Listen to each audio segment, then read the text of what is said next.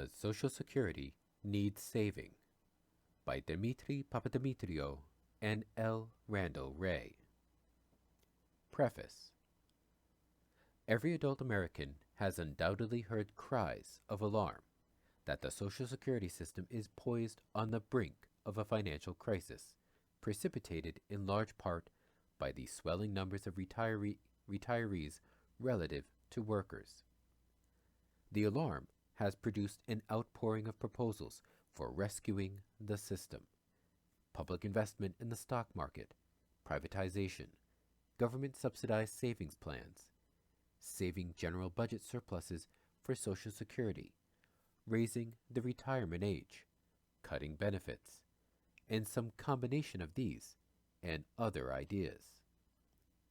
In this brief, senior scholar Randall Wray and I ask whether there really is an impending financial crisis, and more important, whether our ability to provide for retirees throughout the 21st century depends on factors other than the financial status of the Social Security trust funds. It is not until we establish the nature of the problems we may face that we can evaluate existing proposals realistically and begin to develop effective courses of action. Our inquiry begins with an examination of the assumptions made by the trustees of the trust funds that led to their conclusion about the system's future financial insolvency. We show that their assumptions are unduly pessimistic, and that only a small change in any of the assumptions averts or considerably reduces the shortfall in funds.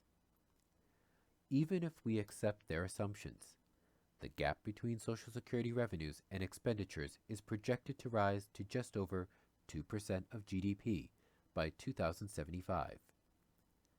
A financial crisis would thus be resolved by a 2% increase in the percentage of GDP devoted to Social Security, and such shifts have been made in the past without generating an economic emergency.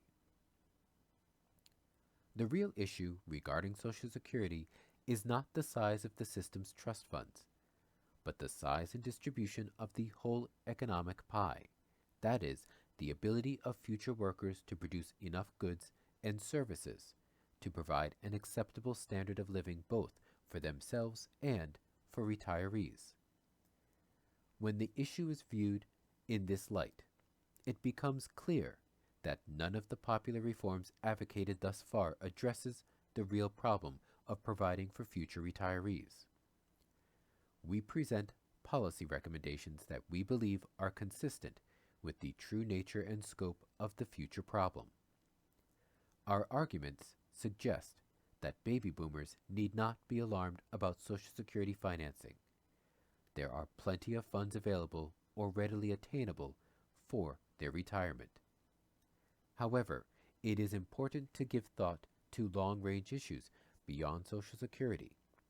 It is through actions taken now to ensure the growth of the economy that we can ensure security for all retirees throughout the century.